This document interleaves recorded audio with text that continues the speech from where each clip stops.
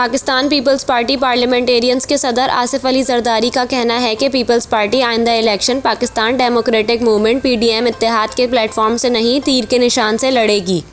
आसिफ जरदारी ने कहा कि वो PDM का हिस्सा नहीं, हुकूमत में इनके इत्तेहादी हैं। उन्होंने कहा कि राजनपुर में इमरान खान अपनी मकबूलियत की वजह से नहीं, महंगाई में इजाफे की वजह से जीते हैं। साबिक सदर मुमलिकत ने यह भी कहा कि इमरान खान से बात नहीं हो सकती, वो गैर सियासी शख्सियत हैं। इमरान खान की गिरफ्तारी के सवाल पर आसिफ जरदारी ने कहा कि यह वज़ीर दाखिला का इख्तियार है, वो मुझसे इस मामले में क्यों पूछेंगे। MQM के तहफ़्फ़ुज़ात के हवाले से आसिफ जरदारी ने कहा कि इनके ज़्यादातर तहफ़्फ़ुज़ात वफाक से हैं, सिंध से नहीं।